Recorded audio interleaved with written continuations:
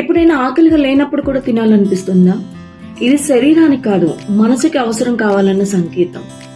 ఇది ఆకలి కాదు, మన ఎమోషన్స్ ని అణుచుకునే ప్రయత్నం. Hi, I'm Pratima, certified acupuncturist. Welcome to Acusiddha channel.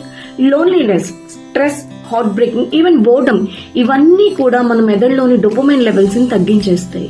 ఆ టైంలో మన మెదడు sugars, fried foods and comfort foods ని కోరుకుంటాయి.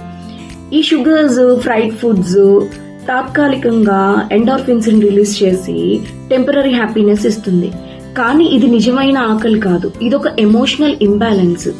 ఇలా తినేదాన్ని మనం ఎమోషనల్ ఈటింగ్ అంటాం. ఇలా తింటూ తింటూ మన శరీరం, మన మనసు మనకి ఏం చెప్తుందో వినడం మానేస్తాం. ఎమోషనల్ ఈటింగ్ అనేది బలహీనత కాదు, అది మన మనసు దేనికోసమో తప్పిస్తుందనో ఒక సంకేతం.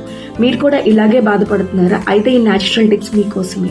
మీకు ఎప్పుడైనా ఇలా ఎమోషనల్ క్రేవింగ్ స్టార్ట్ అయినాయి అనుకోండి, వేడి నీళ్ళలో బ్రహ్మి ఆకుల్ని స్టీప్ చేసి తాగండి. అది మీ స్ట్రెస్ ని అద్భుతంగా తగ్గిస్తుంది. అలాగే వాము, జీలకర్ర, సోంపు, ధనియాలు, ఇవి మీ బాడీలోని టాక్సిన్స్ ని రిలీజ్ చేస్తుంది. మీకు ఎప్పుడైనా లోన్లీనెస్ అనిపించింది అనుకోండి, గోరువెచ్చని పాలల్లో గుల్కంద్ వేసుకుని తాగండి. గులాబీ పువ్వు ప్రేమకే కాదండి, మన బాడీలో ఉన్న ఉష్ణాన్ని కూడా తగ్గిస్తుంది.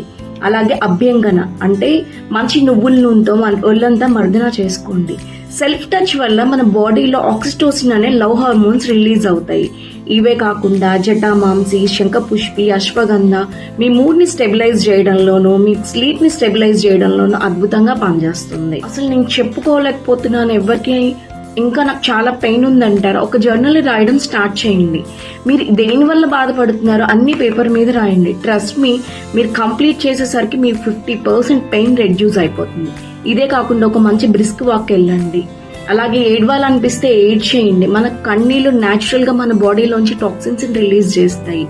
అలాగే చంద్రుడి కాంతిలో ఒక 10 నిమిషాలు ప్రశాంతంగా కూర్చుని, అది కూడా మీ మూడ్ ని ఎన్హాన్స్ చేస్తుంది.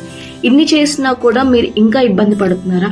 అయితే మీరు థెరపీ తీసుకోవడానికి రెడీగా ఉండండి. ఈ విషయంలో మీకు ఎలాంటి హెల్ప్ కావాలన్నా, ఎలాంటి సజెషన్స్ కావాలనుకున్నా, I'm here to help you. Follow Acusiddha. Stay tuned for more health informations. Acupuncture, the art of healing.